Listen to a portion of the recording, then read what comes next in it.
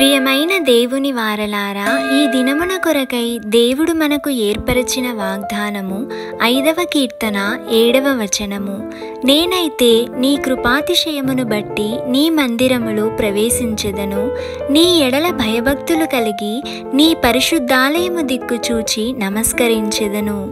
ప్రియమైన వారలారా, దేవుని సన్నిధి చాలా గొప్పది. ఆయన సన్నిధిలో మనము ఉండడము అనేది మనకు దేవుడు ఇచ్చిన గొప్ప భాగ్యము. దేవుడు మనకు ఇచ్చిన ఉచితమైన కృప ద్వారా ఈ దినము నీవు నేను ధైర్యముతో ఆయన మందిరములో ప్రవేశిస్తున్నాము. ఆయన మందిరములోనికి వెళ్ళిన మనము దేవుడు మనతో ఏం మాట్లాడతారు అనే ఉత్సాహముతో వాక్యము ద్వారా మన తప్పులను, మన ఆలోచనలను ఎప్పటికప్పుడు సరిచేస్తారు అనే విశ్వాసమును కలిగి ఉండాలి. ఒకసారి ఆలోచించండి, ఈ లోకానుసారంగా జీవిస్తున్న మనము ఎప్పుడైనా సరే ఏవైనా ఫంక్షన్స్కి లేదా ఇతర కార్యక్రమాలకు వెళ్ళేటప్పుడు ముందు నుంచే ఎంతో ప్రిపేర్డ్గా ఉంటాము. ఏం ధరించాలి, ఎలా ఉండాలి, టైంకి రీచ్ అవుతామా లేదా, ఎలా స్టార్ట్ అవుతుందో ఏమో అని ఎంతగానో ఆలోచిస్తాము కదా. అయితే దేవుని మందిరముకు వెళ్ళేటప్పుడు అదే సిద్ధపాటు నీవు నేను కలిగి ఉన్నామా?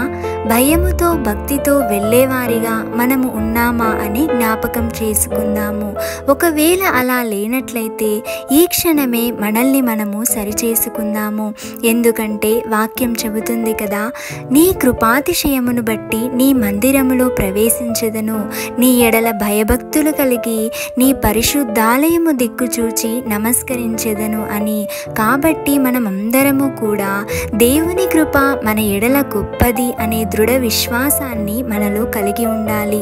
ఒకవేళ తప్పు చేశావా, పాపం చేశావా, దేవుని సన్నిధికి వెళ్ళాలంటే వెనకడుగు వేస్తున్నామా?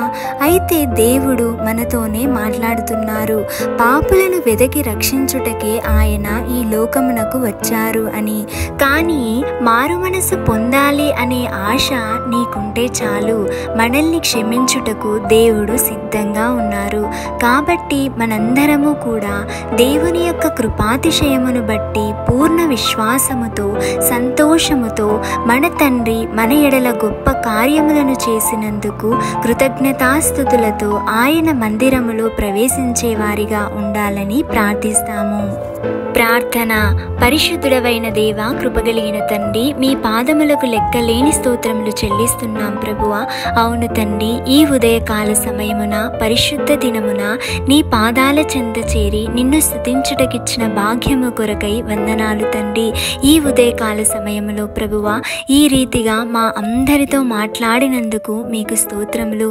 అవును యేసయ్య, మేమందరము కూడా తండ్రి మీరు మా ఎడల చూపుతున్న ఉచితమైన కృపను బట్టి ప్రభువా నీ మందిరములో ప్రవేశించి భయభక్తులతో మీరు మా కొరకు సిద్ధపరిచిన వాక్యమును ధ్యానించి వాటి ప్రకారముగా మేము నడుచుకునే భాగ్యమును, మమ్మల్ని మేము సరిచేసుకునే హృదయమును మాకు అనుగ్రహించుమని నజరేయుడైన యేసు నామంలో అడిగి వేడుకొని పొంది ఉన్నాము తండ్రి. ఆమేన్.